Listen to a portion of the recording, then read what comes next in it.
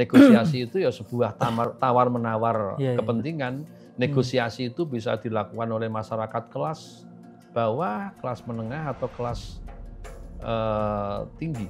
Ya, tadi saya katakan negosiasi itu bisa perseorangan, bisa kelompok masyarakat, bisa sebuah organisasi yang besar, atau bahkan negara. Bahkan ini Pak ya, bisa kita lakukan di semua bidang ya. Bisa. Ada misalkan kita jualan, Iya. kemudian kalau di politik juga bisa. Bisa. Jadi oleh karena itu negosiasi merupakan hal penting yang harus diketahui oleh siapapun. Jadi kan dalam negosiasi itu kan terkadang kan ada perbedaan kepentingan nih Pak ya. Iya. Nah gimana kadang dalam perbedaan kepentingan ini kan di awal pasti menimbulkan konflik. Iya. Dan kita, misal saya sendirilah menghadapi perbedaan itu kan pasti egonya yang muncul. Iya. Jadi kayak nggak bisa mengendalikan lah. Iya. Kadang kita di momen-momen awal itu langsung emosi. Nah gimana Pak ya biar kita itu di momen-momen awal itu bisa berpikiran jernih tadi, nggak gerusa-gerusu ketika menghadapi pertentangan itu. Disitulah pentingnya pimpinan, kematangan pimpinan. Lah kematangan pimpinan itu seperti apa? Oke. Ya, ini dibutuhkan jam terbang yang cukup.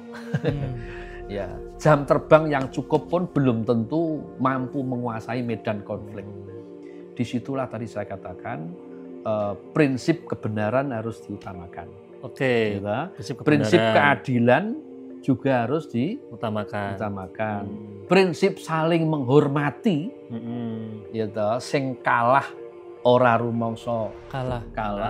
Ora tidak direndahkan, yang menang juga tidak merasa tinggi. Tidak merasa tinggi. Ini gampang diucapke tapi angel dilakoni. Tetapi bisa. Nah, disitulah perlu seni kepemimpinan yang matang.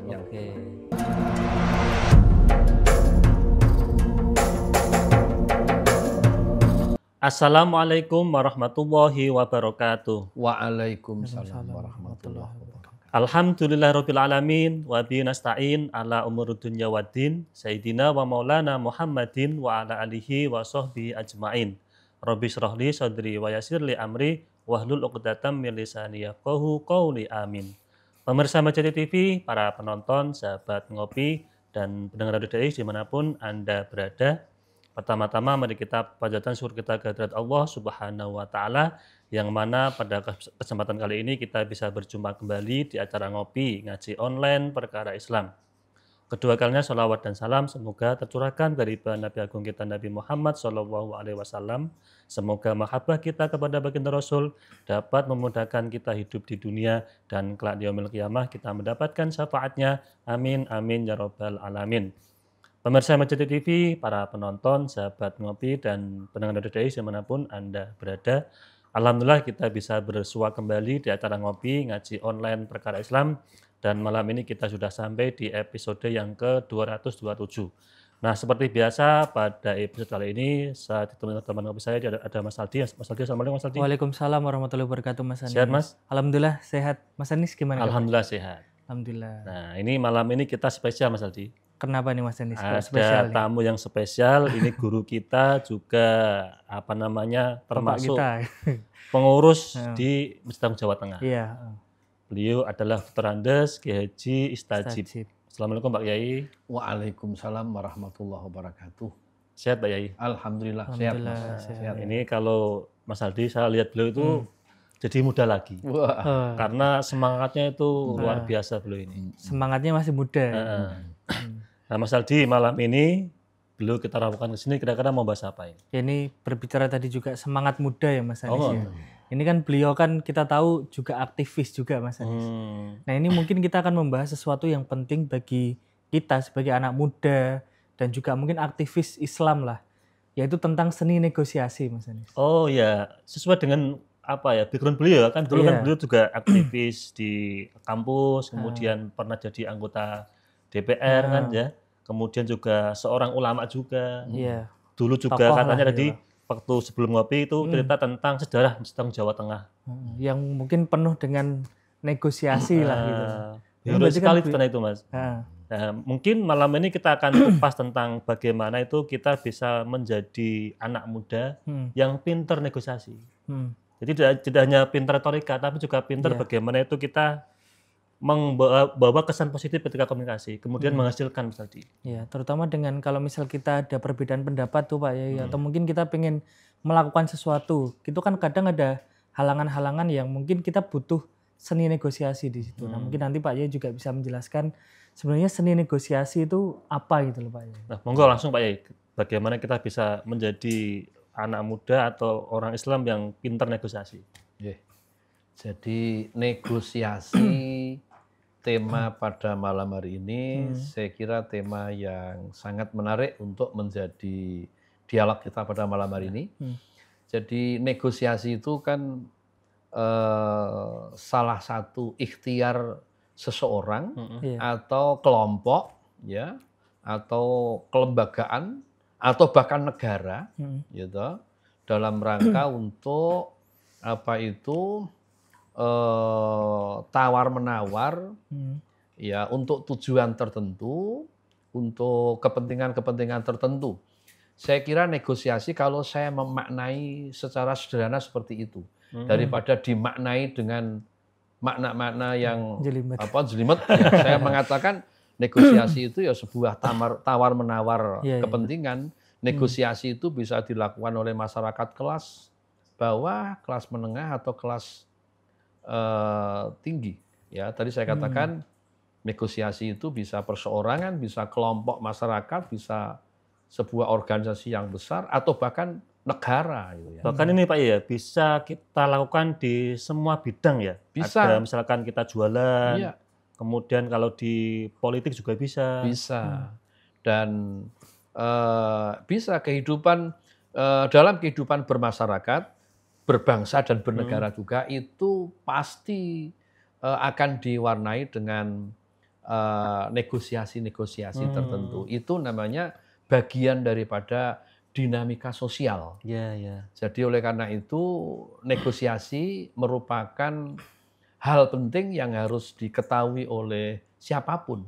Ya, tidak harus seorang pejabat atau seorang politisi, ya, pedagang di pasar itu juga perlu tahu tentang trik-trik bagaimana negosiasi. Dapat produk yang murah dengan kualitas barang yang baik. Nah, ini termasuk seni bernegosiasi antara pedagang dengan pembeli. Ya, ini kalau diterjemahkan dalam kehidupan sosial sehari-hari kan seperti itu.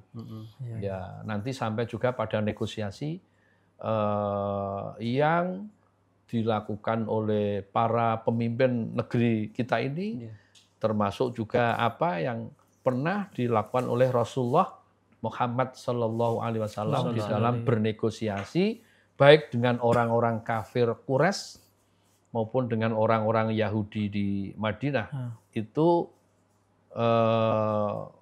perlu kita kaji secara mendalam. Dan orang bernegosiasi itu bisa ada kalanya targetnya terpenuhi. Bisa ada kalanya sama-sama menurunkan tensi, sama-sama mengalah. Ya, bisa sama-sama rugi, bisa sama-sama untung, bisa untung tetapi tidak tercapai secara maksimal atau 100%. Ini namanya seni dalam bernegosiasi, tawar-menawar, ya, dalam aspek yang sempit maupun aspek yang luas. Tapi dalam negosiasi itu apakah ada menang kalah Pak? Mungkin maksudnya kalau kita berbicara tentang negosiasi, kalau ada menang kalah kan apa bedanya dengan debat kalau gitu? Ya, negosiasi sebenarnya dalam konteks negosiasi itu bisa jadi ada kalah, ada menang, gitu. Yang kalah itu yang bagaimana, yang menang itu yang bagaimana. Tentu yang kalah itu ya memang dari sisi substansi persoalan yang dibahas atau status dan kedudukannya, memang dia kalah, gitu loh. Ya. Yang menang ya memang sepantasnya dia harus menang. Ya. Tetapi bila persoalan itu menjadi bila kebenaran itu menjadi siapa yang benar siapa yang salah itu menjadi perdebatan, Kalau semua mengaku saya harus menang, gitu. Dan akhirnya tidak ada yang mau mengalah dalam bernegosiasi, tentu ini jadinya menjadi konflik. Ya, berarti nggak bisa dinego. Nggak bisa dinego. Kalau dalam kapasitas yang lebih luas, negara misalnya dalam perebutan suatu wilayah, ya bisa jadi perang.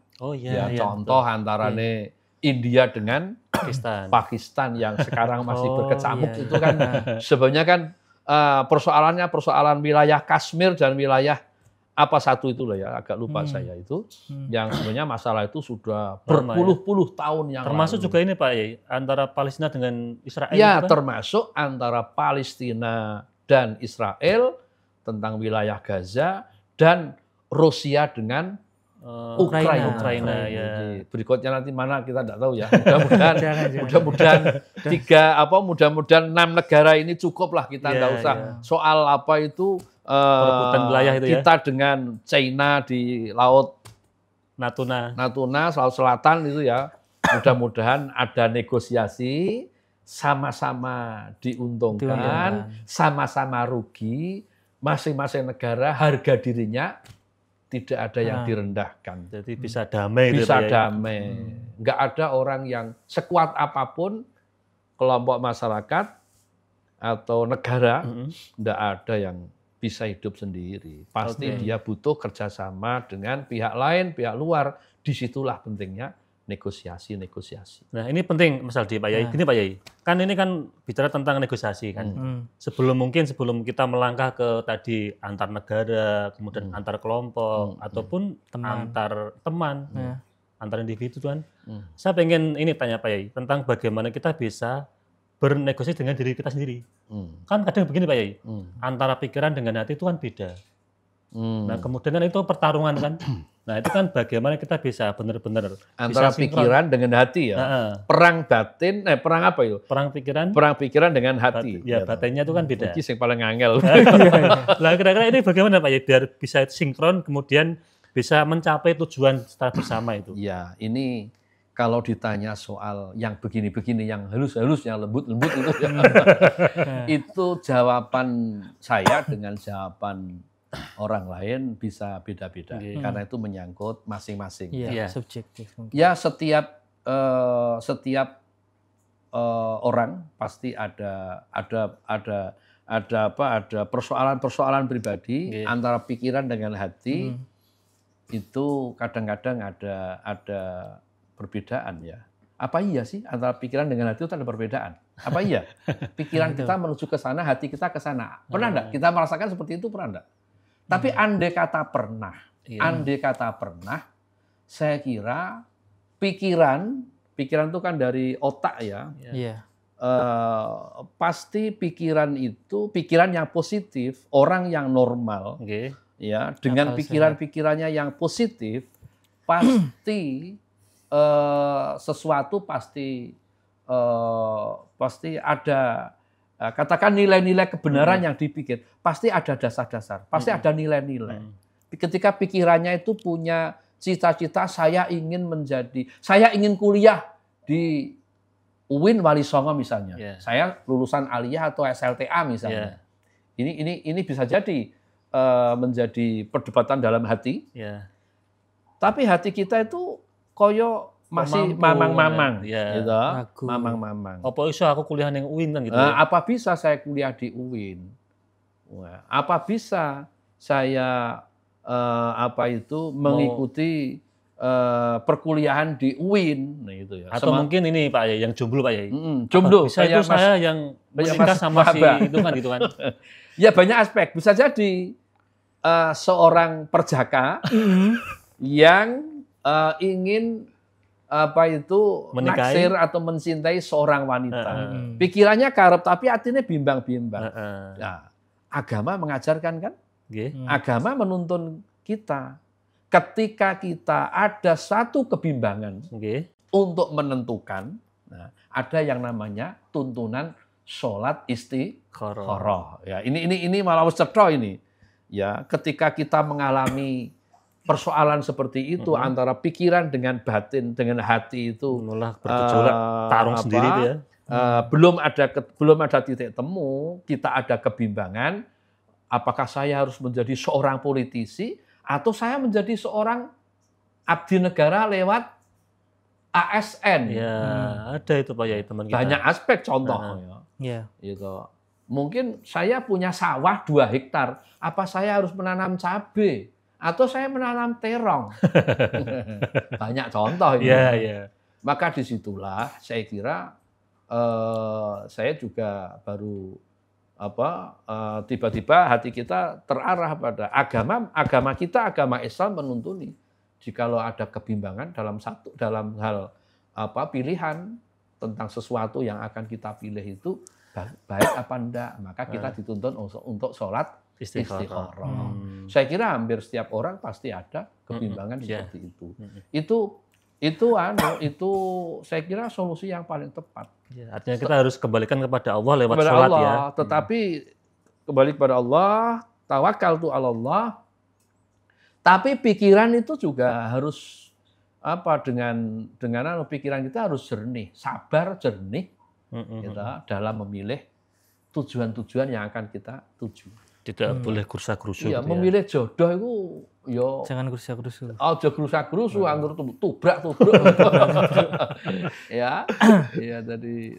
Nah kan kadang kan kita milihnya kan, cantik gitu kan. Cantik, ganteng. Paling ya itulah. Cantik itu kan dilihat dari lahiriah ya, fisik ya. Hatinya bagaimana. Nah itulah yang kita tidak tahu, disitulah pentingnya kita minta bimbingan, petunjuk dari Allah. Dalam segala aspek tadi saya contohkan kan banyak hal. Nah, saya kira ya itu Mas Muhammad. Siap. Itu bisa kita terjemahkan dalam semua lini kehidupan aspek ya. Itu. Kembali lagi mungkin di negosiasi Pak ya. Tadi kan yang lembut-lembut ya, ini yang agak kasar mungkin. Jadi kan dalam negosiasi itu kan terkadang kan ada perbedaan kepentingan nih Pak Yai.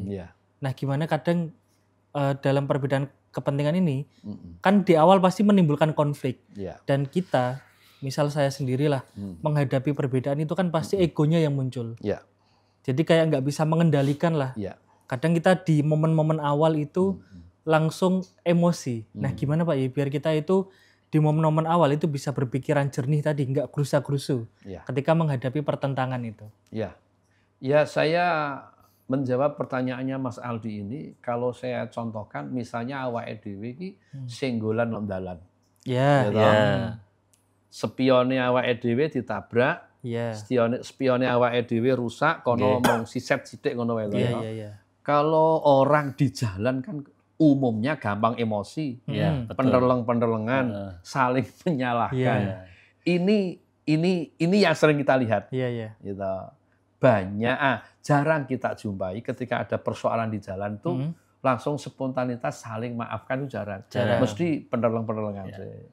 Nah, kono menderleng sih, kene gak terima lah mudun, ono sing nggawa wesi, ono sing nggawa ya, di medsos kan banyak. Nah, disitulah ya saya mengambil contoh-contoh yang sederhana. Disitulah pentingnya kita berpikir secara rasional, tenang. Ya, di situ ada kata-kata sabar. Hati kita harus menuntun kita sabar. Mari kita selesaikan dengan kepala dingin. Wong tua itu nek nasihati awake sing sabar. Itu maknanya kan sangat luas dalam aspek kehidupan. Sing sabar, tenang, berkepala dingin. Ketika kita sudah sabar, kita selesaikan dengan kepala dingin. Kita duduk bersama, ya. Dibahaslah persoalan ketika kita ada persoalan itu, dibahaslah masalah itu. Kenapa gini. Ya kalau orang bersenggolan di jalan, sama-sama tidak mau mengaku salah, sama-sama mengaku benar, gitu. Kalau sudah begini ya sudah, kalau semua mengaku benar, saya benar, kamu benar, ya sudah masing-masing bisa menanggung resiko masing-masing. Bagaimana? Ini saya kira lontaran kata-kata yang, tapi bisa jadi yang satu kerusakannya parah, dia nggak terima minta ganti rugi. Nah, disinilah pentingnya duduk bersama dengan kepala dingin. Ya tentu di situ kita tidak bisa menuntut kesempurnaan. Gitu. Saya benar, dia salah. Tapi saya mungkin tidak bisa menuntut sempurna. Wah, ini harus diperbaiki, ini pintunya mahal, ini harus diperbaiki. Ya. Nah, disitulah kita harus ada apa yang diperlukan di situ. Sabar, kemudian ada semangat untuk saling memaafkan antara satu dengan yang lain. Dan walaupun target itu tidak bisa sempurna kita dapat, paling tidak kita itu tidak ada persoalan dengan orang lain. Jadi gini ya Pak Yai, meminimalisir masalah gitu Pak Yai? Ya itu bisa dikatakan meminimalisir masalah daripada urusan itu berkepanjangan, tambah besar itu ya. Kerana hukum, sidang, menyita waktu, malah kita rugi. Jadi saya kira kalau saya buat contoh seperti itu, kemudian kalau kita tarik ke aspek yang lebih luas, ya, negosiasi. Loh, kembalinya tanah wakaf Bondo Masjid Agung Jawa Tengah, kembalinya tanah wakaf Masjid Agung Semarang. Itu dulu rame-rame endingnya negosiasi. Oh, lewat negosiasi baru bisa ini rame demo, demo besar-besaran, ribuan orang, energinya banyak. Selesai dengan negosiasi antara pihak masyarakat yang menuntut kembalinya tanah wakaf dengan pihak yang menguasai tanah wakaf. Nah, jadi ini contoh yang realistis yang alhamdulillah kita berada di aset yang merupakan hasil atau buahnya negosiasi. Termasuk jenengan itu dulu pelakunya ya. Ketoke. Namanya pelaku. Karena kan tahu negosiasi detail tentang dulu bagaimana itu tanah wakaf ini bisa kembali lagi gitu loh Pak. Ya. Jadi saya katakan bahwa bukan MAJ, Masjid Agung Semarang ya yang pada saat itu tanah itu statusnya miliknya BKM Kota Semarang. Ya, hasil negosiasi itu ya kita tidak puas 100%. Tetapi ibaratnya kita itu mengejar sesuatu, layangan pedot ngono wae lah. Layangan pedot wis digondol angin tekan jauh, kita masih bisa mengejar, layangan itu bisa ketangkap, tapi layangan itu kan nyanggrok-nyanggrok pohon bambu, nyanggrok pohon kelapa, robek-robek dikit. Yang penting layangan itu bisa kita raih. Dengan kaki kita benjut-benjut ke sandung-sandung, lari-lari ngejar layangan itu ya. Persis. Jadi tanah wakaf Bondo Masjid Agung Semarang yang sekarang ditempati oleh Masjid Agung Jawa Tengah dan masih ada sekitar hektar masih ada 22 hektar di luar 10 hektar yang dipakai MAJT ini, itu adalah merupakan hasil negosiasi yang luar biasa dalam sejarah umat Islam Kota Semarang bersama-sama para tokoh-tokoh penting. Berarti kalau misalkan tadi ceritanya jenengan di tanah Bondo Wakaf ini, negosiasi itu termasuk langkah terakhir ya Pak ya untuk mencari solusi itu atau gimana? Ya kalau boleh dikatakan langkah terakhir, ya saya kira itu strategi penting yang akhirnya goal walaupun tidak bisa tercapai 100%, akhirnya bisa kena 75%. Tanah itu menjadi 70 setelah tanah yang di Demak kita cari ketemu ya 285 ditambah 3 bulan itu berapa? 300-an hektar lebih di Demak. Tetapi dicari hanya ketemu 66 hektar sekian. Jadi BKM Semarang pernah ditipu oleh pihak-pihak. Di Semarang ditemukan kurang lebih sekitar hampir 40-an hektar itu Semarang tuh berapa dulu? 125 hektar lebih. Dicari hanya ketemu sekitar 40-an hektar. Ya, kurang lebih seingat saya seperti itu. Akhirnya tanah Demak dan tanah di Semarang ini dikumpulkan, kemudian disepakati dalam negosiasi itu 75% menjadi Milik kita. miliknya Bondo Masjid Agung Semarang, Masjid Kauman. Iya. Gitu.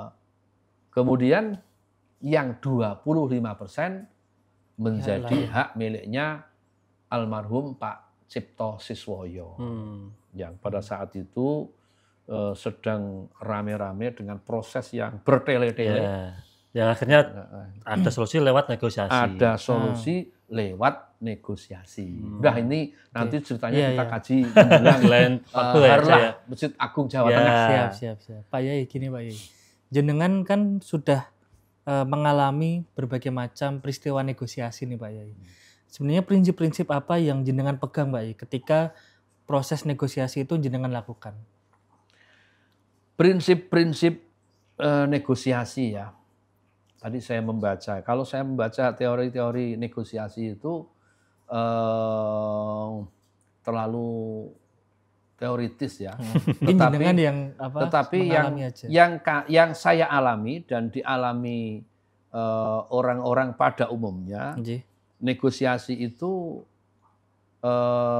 saya kira prinsip yang penting untuk menjadi dasar adalah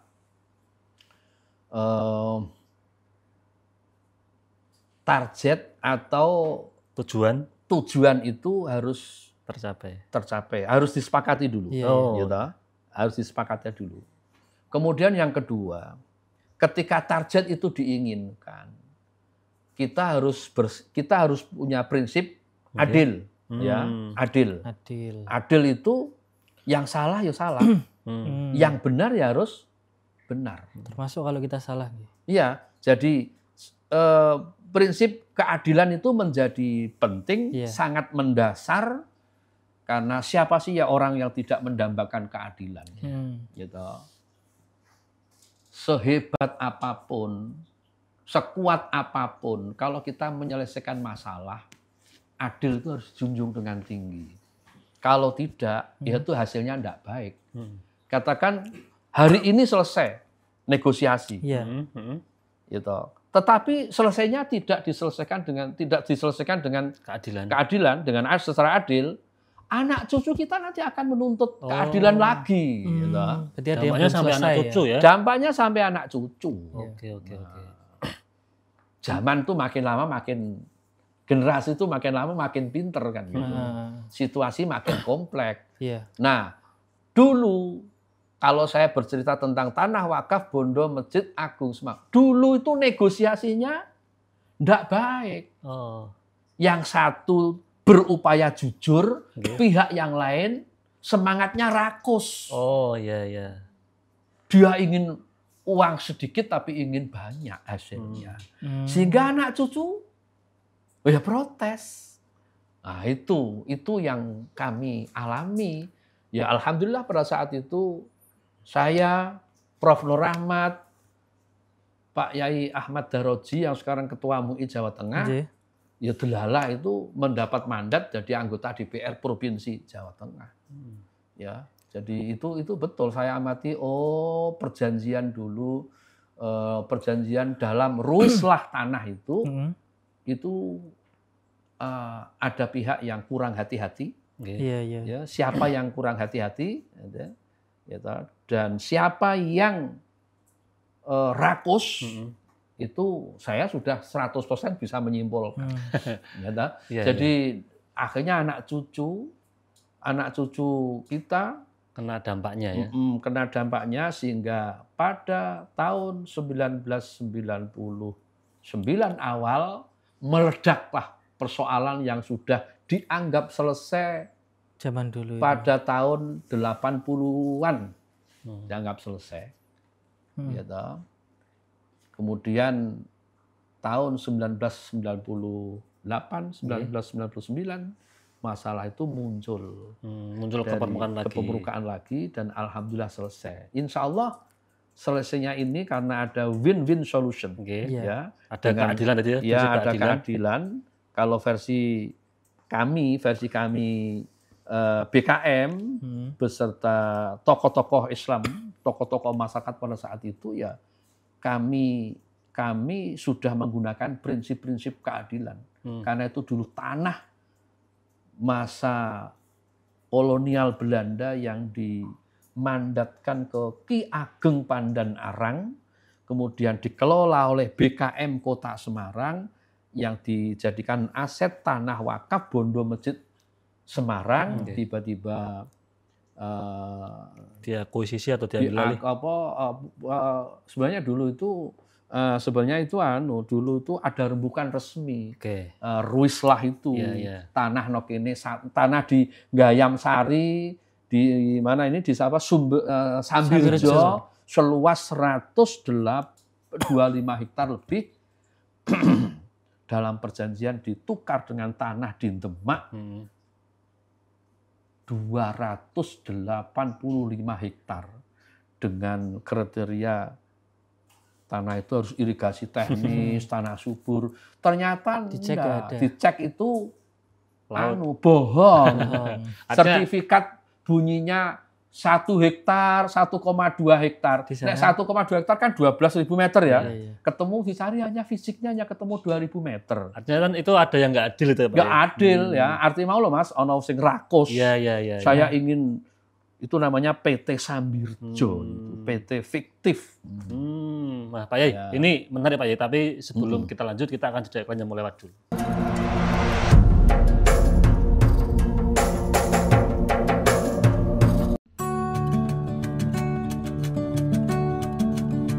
Berdiri megah di bagian tengah Pulau Jawa, inilah Masjid Agung Jawa Tengah.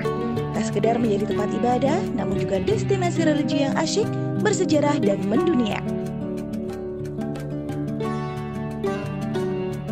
Perpaduan budaya dari berbagai penjuru dunia seperti pada kubah Masjid ala Timur Tengah, minaret khas Semenanjung Balkan, serta sentuhan arsitektur Jawa semakin menambah keindahannya.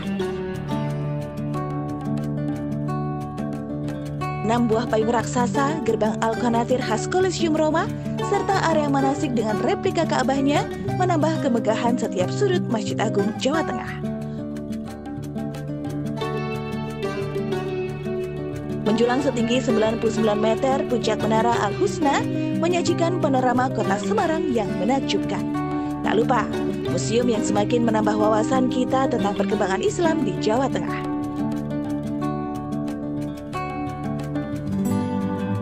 Nikmati keseruan wisata pemancingan dan agrowisata dengan kebun kurma, melon, ubi, dan bawang merah.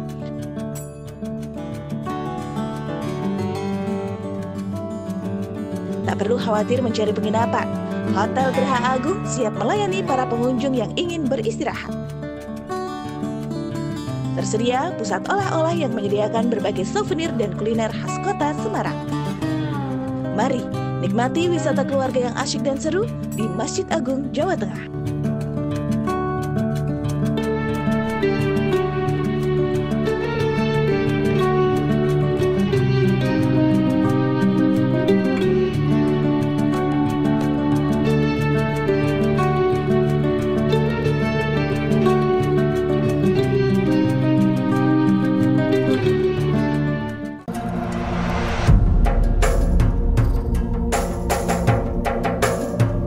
Pemirsa Himajati TV, para penonton, sahabat ngopi, dan pendengar Radio Dais dimanapun Anda berada, kita kembali lagi di acara ngopi ngaji online perkara Islam. Ini masih bersama Pak Kiai Stajib dan Mas Aldi. Nah Pak Kiai, tadi menarik kita bahas tentang bagaimana itu negosiasi Bondo Wakaf Masjid Agung Semarang sehingga terbangunlah Masjid Agung Jawa Tengah ini kan. Nah, sekarang kita bahas yang lain Pak Kiai. Kan jenengan itu kan dulu pernah menjadi anggota DPR provinsi di Jawa Tengah kan itu kan. Juga aktif di organisasi kampus pendidikannya. Itu kan pastinya pernah mengalami banyak negosiasi. Nah, kira-kira itu apa saja pengalaman jenengan waktu itu biar nanti kita sebagai anak muda itu bisa mentauladani dan termotivasi biar kita itu juga lihat kata jenengan bisa negosiasi dengan baik. Monggo Pak Yai. Ya, sebenarnya di awal tadi sudah saya sampaikan, tetapi sejarah pengalaman yang saya alami ketika saya menjadi pengurus PMII, Ansor, Oh, iya. KNPI, Lengkap. dan di partai itu saya kira dialami oleh para aktivis bahwa dunia negosiasi bagi para aktivis itu adalah makanan sehari-hari, ya.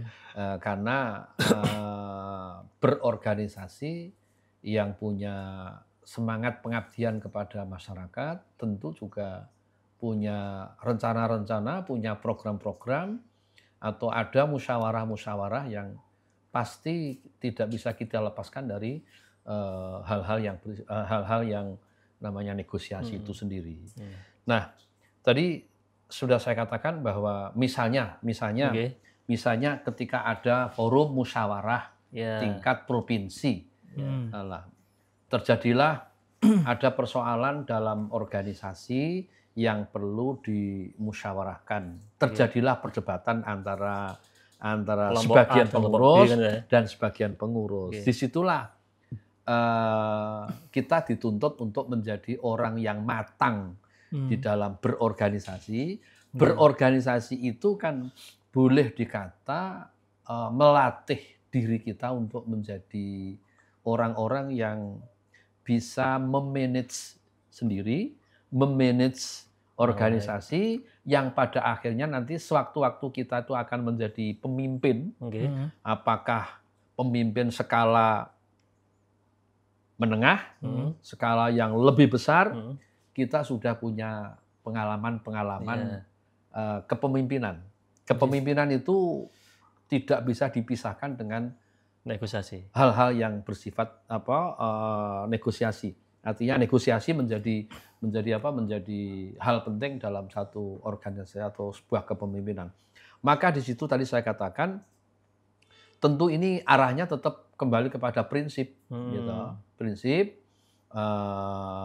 ada masalah yang menjadi perdebatan antara kelompok satu dengan kelompok yang lain, atau mungkin ada segitiga kelompok ya, masing-masing punya tujuan. Disitulah pentingnya duduk bersama, pentingnya untuk kita bersabar di dalam menghadapi masalah, pentingnya masalah itu diselesaikan dengan rasa keadilan yang walaupun mungkin tidak sama, ya, tetapi adil itu harus ada di tengah-tengah. Ya, di situ.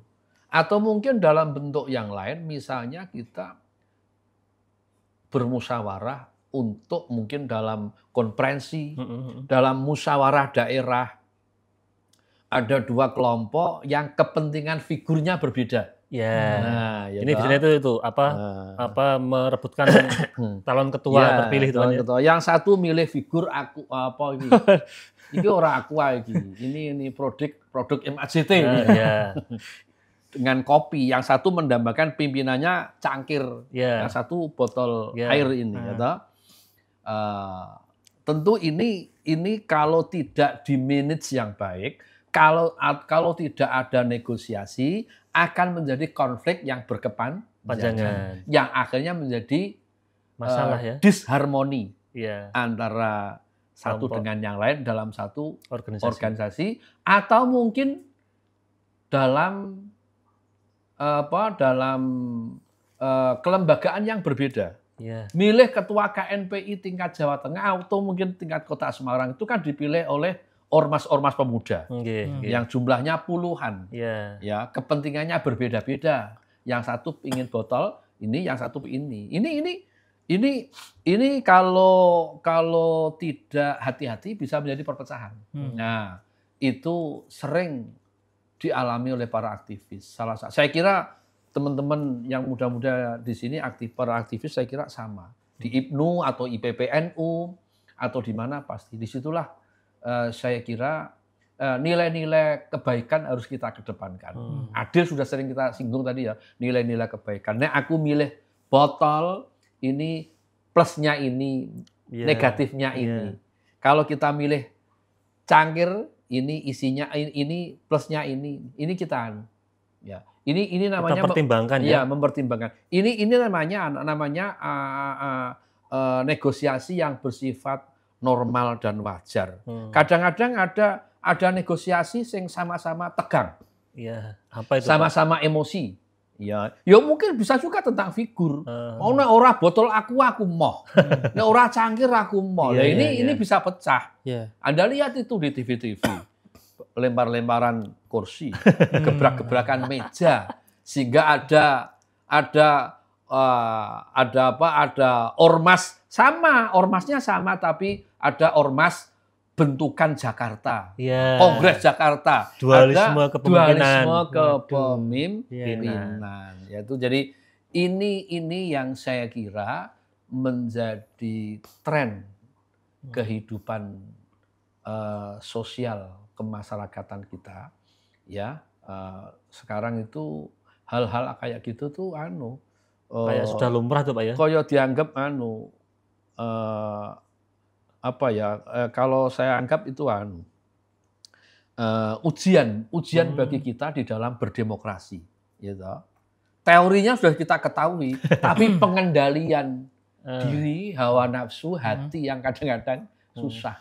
Ada kan ormas, udahlah nggak usah saya sebut nanti malah justru, ya. Apakah itu ormas atau itu partai politik? Ya, Anda lihat, gitu. Sudah banyak di depan. Makanya di sini pentingnya kita itu duduk sama rendah, berdiri sama tinggi, saling menghormati, kembali kepada tujuan awal kita berorganisasi itu untuk siapa? Untuk apa? Kalau berorganisasi untuk kepentingan diri atau kelompoknya, bukan untuk kepentingan bersama, itulah akan muncul potensi-potensi konflik. Gitu. Bangsa kita ini Indonesia, NKRI, Negara Kesatuan Republik Indonesia itu, kalau dulu para pejuang, para pendiri, kalau tidak kompak, kita tidak bisa merdeka 17 Agustus 1945. Gitu. Kita itu kan pernah merdeka 17 Agustus 45. Sekutu mau merebut kembali kemerdekaan kita. Umat Islam, masyarakat Surabaya kompak melawan sekutu. Ya, walaupun korban itu banyak di pihak kita, tetapi kekompakan, niat dan tujuan yang kuat itulah akhirnya bisa mengalahkan sekutu yang persenjataannya lebih. Itu contoh real, gitu. Contoh real, gitu. Ya, sapu lidi itu kecil, kalau 3 biji ya nggak kuat untuk membersihkan sampah-sampah. Tapi kalau sudah banyak 500 biji digendel, diikat menjadi sapu, apapun bisa disapu. Kecuali glugu sepanjang 11 meter. Berarti ini Pak ya, artinya kalau kita negosiasi itu, kalau misalkan di organisasi ya, itu kan tujuannya untuk persatuan. Iya. Kan biar tidak pecah itu loh Pak. Iya, persatuan pasti. Karena dengan persatuan itu apa yang kita tuju akan tercapai. Apa yang kita tuju kita tercapai. Berarti harus ada sifat jiwa mengalah gitu ya. Jiwa legowo mengalah. Tetapi suatu saat kita suatu saat kita itu harus juga tegas. Menolak negosiasi. Gitu. Kalau kita merebutkan sesuatu yang sangat prinsip tentang negara. Gitu. Misalnya kita bernegosiasi dengan sekutu dulu di Surabaya, arek-arek Surabaya gitu. Negosiasinya kita mengalah. Ya sudahlah, sekutu dikasih kesempatan lagi jajah 5 tahun ya. Ini namanya negosiasi yang mengorbankan dirinya sendiri. Ini negara, malah negara.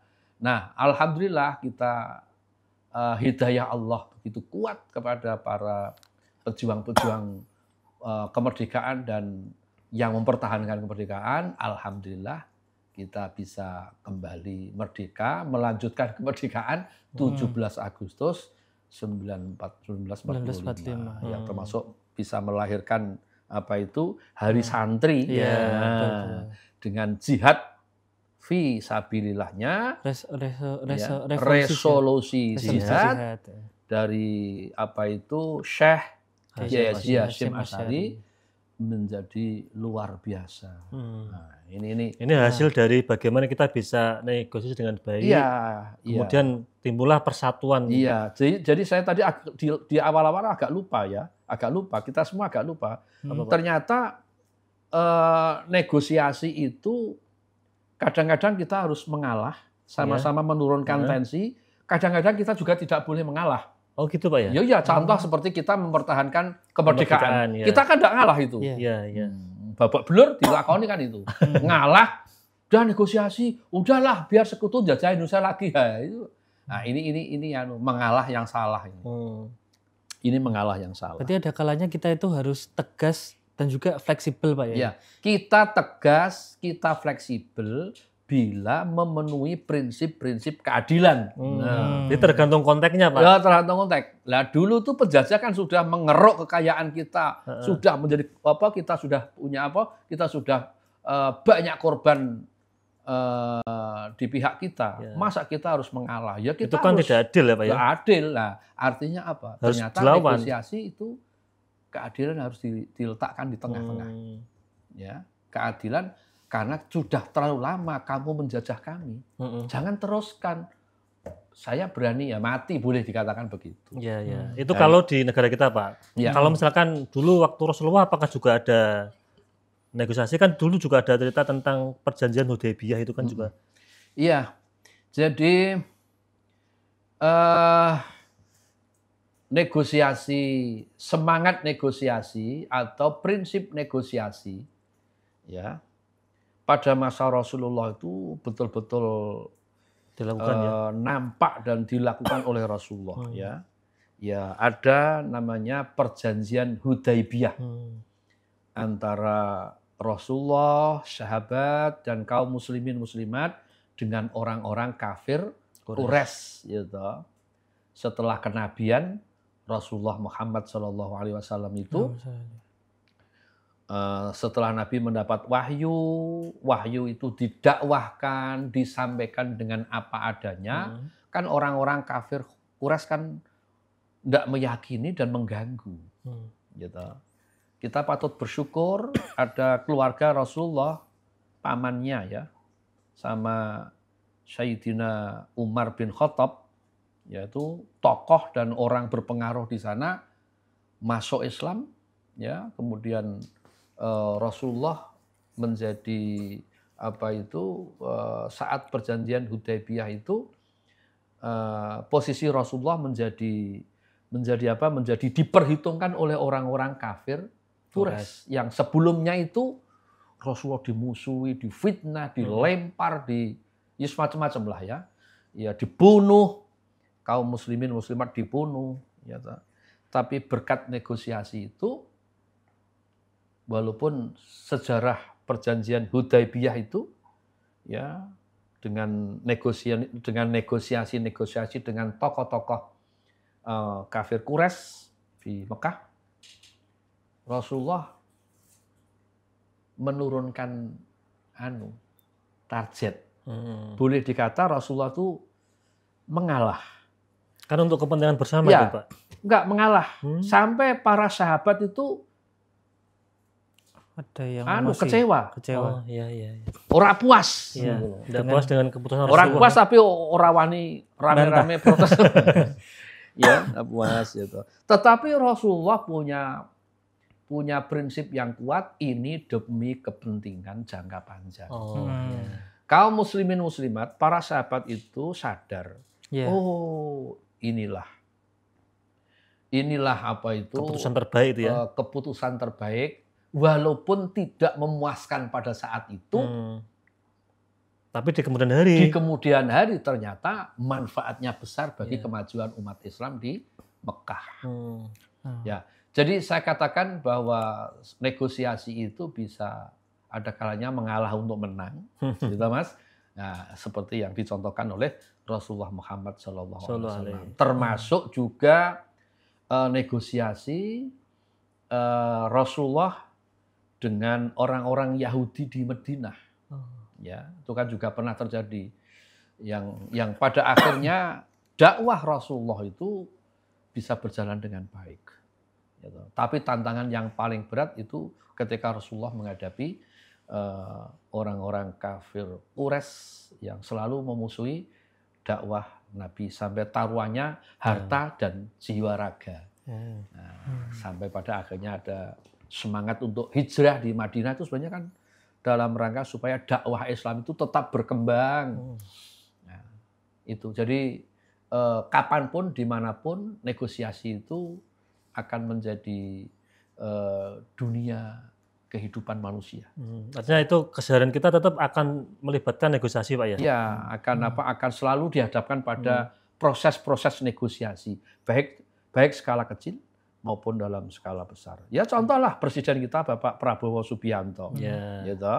Sebenarnya komposisi kabinet merah putih itu sebenarnya adalah komposisi negosiasi. Kalau boleh dikata seperti itu. Itu luar biasa Pak Prabowo merangkul semua lawan politik, gitu. Merangkul semua lawan politik kecuali sing kebangetan. Ya. Karena kan enggak mungkin lah semua lawan politik dirangkul enggak ana panggonan gitu. Ya, mosok menteri sampai 200 menteri. Ya ini aja sudah berapa ya? Ya, sudah banyak juga. Wah, banyak sekali. Sampai menteri yang tidak perlu ada wakil-wakilnya. Makanya sampai disebut kabinet gemuk gitu Pak ya? Kabinet gemuk sekali. Saya sebenarnya kurang setuju itu sebenarnya. Boros. Ya, malah tapi itu kewenangan hak prerogatif presiden, tentu kita hormati. Tentu kita hormati supaya ada ketenangan politik pasca Pilpres. Kita hormati. Berarti Pak Yai nuruti kepuasan enggak ada habisnya ya. Nah, mungkin Pak Yai tadi kan Rasulullah kan dalam perjanjian itu ya. Beliau kan memiliki gampangannya mungkin bahasanya visioner Pak Yai. Nah, gimana biar kita itu bisa mencontoh beliau Pak Yai ketika bernegosiasi itu biar kita itu mampu melihat ke depan, enggak yang sekarang gitulah. Gitu. Biar dampaknya enggak kemana-mana. Ya sebenarnya para tokoh-tokoh negeri kita ini Indonesia dalam hal bernegosiasi baik yang dilakukan oleh para pejuang-pejuang kemerdekaan, ya, artinya sebelum merdeka, maupun perjuang-pejuang setelah kemerdekaan, itu ya entah itu disengaja atau tidak atau kebetulan, ya hampir sama dengan prinsip-prinsip yang dilakukan oleh Rasulullah. Para pemimpin kita visioner, keadilan ada kalanya kita mengalah untuk menang, ada kalanya kita mengalah untuk menang, Tetapi negeri kita juga pernah mengalami satu proses ketika terjadi gerakan G30 SPKI, dari dalam sendiri. Dalam sendiri, kita kan kuat, Masyarakat kan begitu kuat di dalam menghadapi ujian berat bagi sebuah bangsa yang baru bangun dari keterpurukannya atas penjajahan yang lama oleh Belanda atau negara lain. Ya, tiba-tiba kita punya musuh dari dalam sendiri, Itu kalau tidak kuat, kalau tidak dipikir kalau tidak didasari dengan dengan pikiran-pikiran yang visioner ke depan, tentang kelangsungan ideologi, agama,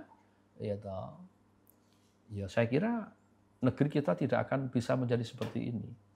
Nah, demikian proses-proses selanjutnya ketika negeri kita merdeka, PKI selesai dalam tanda petik lah. PKI sekarang ada neo-komunisme kan juga kita dihadapkan pada proses-proses negosiasi oleh para kekuatan-kekuatan yang ada di Indonesia. Ya Pilpres, Pilgub, Pilkot itu sebenarnya adalah terutama Pilpres yang nampak sekali. Terutama Pilpres yang nampak sekali karena ini menyangkut kelangsungan pemerintahan yang supaya efektif dan segera kita bisa bangkit dari ketertinggalan pembangunan itu kan dibutuhkan kekompakan, kebersamaan. Tapi yang namanya negara demokrasi itu ya seperti ini. Amerika itu kan negara yang boleh dikata tua dalam hal berdemokrasinya. Yang namanya gejolak, yang namanya ketidakpuasan, yang namanya protes, yang namanya demo itu ya mungkin malah lebih dahsyat daripada Indonesia. Ya itulah resiko negara demokrasi. Beda dengan negara kerajaan. Nah, tinggal manut gitu. Oke, Pak Yai, ini kan itu negosiasi kan ada dua pihak Pak Yai. Ya. Dua pihak yang mungkin bisa berbeda. 3 pihak, bisa 4 pihak, ya, bisa kan 10 pihak. Ada yang berbeda kan itu. Iya. Nah itu kan mungkin kadang juga dibutuhkan mediator atau orang yang bisa menengah itu. Biasanya kalau di organisasi kan ketua, kan gitu kan. Bagaimana ada kelompok yang punya masalah kemudian bersih tegang, lah ketua yang sebagai penengah bagaimana bisa mendambakan itu. Nah, kalau misalkan nih posisinya jadi ketua itu, bagaimana Pak ketika mengatasi konflik atau problem yang ada di anggota atau lembaga di bawahnya biar tidak terjadi masalah yang luar biasa kemudian perpecahan itu gimana? Ya, ini pertanyaannya Mas Muhaba itu kalau boleh saya katakan ya semacam ada konflik dalam satu organisasi. Gitu. Mas Muhaba ketuanya. Ada konflik anggota atau pengurus. Di sini kita seorang pimpinan, leader, ketua punya tantangan yang cukup berat untuk bagaimana 2 faksi atau 3 faksi itu bisa selesai damai dengan baik walaupun tidak ada yang puas 100%. Disitulah pentingnya pimpinan, kematangan pimpinan. Lah kematangan pimpinan itu seperti apa? Ya, ini dibutuhkan jam terbang yang cukup. Ya, jam terbang yang cukup pun belum tentu mampu menguasai medan konflik. Disitulah tadi saya katakan prinsip kebenaran harus diutamakan. Prinsip keadilan juga harus diutamakan. Prinsip saling menghormati, sing kalah ora rumangsa ora tidak direndahkan, yang menang juga tidak merasa tinggi. Ini gampang diucapke tapi angel dilakoni. Tetapi bisa. Nah, disitulah perlu seni kepemimpinan yang matang, yang kuat. Ya, aja biar bisa semua itu damai tanpa ada yang keluar, Pak. Iya, ya selesai dengan baik walaupun tidak puas 100%. Yang salah merasa salah. Yang benar jangan merasa sok benar. Wih, ini ujian kita sampai sekarang. Iya. Ya, ini ujian kita sampai sekarang, gitu.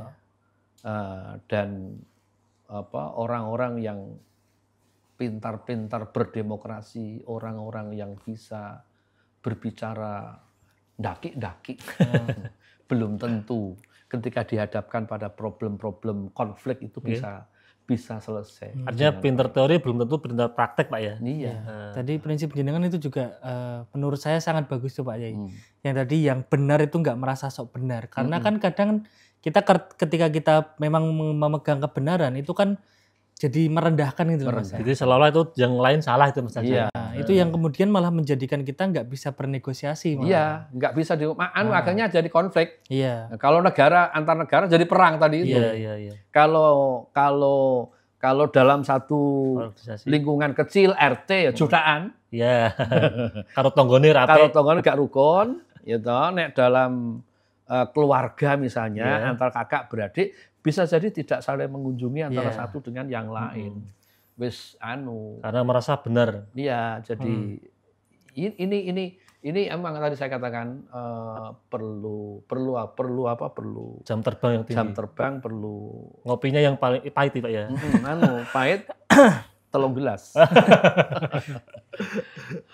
Mungkin tadi biar kita itu tadilah teori-teori dan cerita-cerita beliau itu bisa kita terapkan juga Mas Anies dalam kehidupan. Dan kita punya pengalaman lah dalam bernegosiasi. Gitu. Iya. Nah ini Pak, kan jenengan sudah banyak makan asam garam Sidik-sidik negosiasi kan. aku sidik-sidik garamnya Mas. Soalnya darahnya tinggi. Iya ya. Kan ini mungkin biar teman-teman juga yang di rumah yang nonton, kemudian apa namanya anak-anak muda itu biar bisa menteladani jenengan. Mungkin ada closing statement tentang tema malam ini, bagaimana bisa punya jiwa negosiasi atau lobbying yang mumpuni sehingga masalah juga bisa selesai itu Pak. Iya. Jadi kalau kita closing statement ini memang terpaksa sedikit prinsip-prinsip umum dalam demokrasi, dalam bernegosiasi harus dipegang kuat ya. Jadi prinsip kebenaran harus dipegang kuat, ya. Kemudian prinsip keadilan harus dipegang kuat, kemudian prinsip kebersamaan, ya, saling menghormati. Ini saya kira dalam urusan apapun, kecil, urusan sedang, urusan tinggi, besar, saya kira harus melekat dalam kehidupan kita sehari-hari, baik secara pribadi maupun secara kelompok atau kelembagaan. Kalau kita bisa berprinsip demikian, kita akan menjadi orang yang bijaksana. Kita akan menjadi orang yang bijaksana.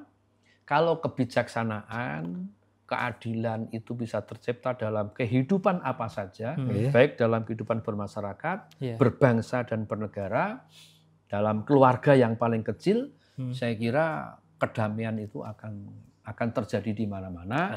Dan itulah yang diharapkan oleh siapapun. Dan agama kita Islam menuntuni itu, mengharapkan itu bisa terwujud di keluarga kita, di masyarakat kita, terutama dalam umat Islam sendiri ya ada yang namanya ukhuwah Islamiyah itu ya dibangun dari sini ini ya dibangun dari sini. Dalam skala besar dalam kehidupan bernegara itu biasanya ya dalam kancah-kancah kehidupan berpolitik, mungkin pemilu, pilpres, pilgub, ya. Jadi sekarang kita ini sedang diuji oleh sistem, ya. Sistem politik kita ini kan boleh dikata bisa berpotensi gaduh, walaupun teorinya baik, sesuai dengan teori. Nah, di situ saya kira kita perlu belajar lebih jauh. Kita perlu bijaksana di dalam menghadapi persoalan apa saja. Ya. Oke Pak Mustajib, ini karena waktunya ini terbatas mungkin kita cukupi. Mas Adi tambahan? Cukup Mas Anis. Cukup ya. Oke, pemirsa MCT TV, para penonton, sahabat Ngopi dan pendengar Radio dimanapun Anda berada. Demikian Ngopi pada episode kali ini. Saya selaku host, banyak salah, banyak khilaf, mohon maaf yang sebesar-besarnya. Haru kalam, assalamualaikum warahmatullahi wabarakatuh.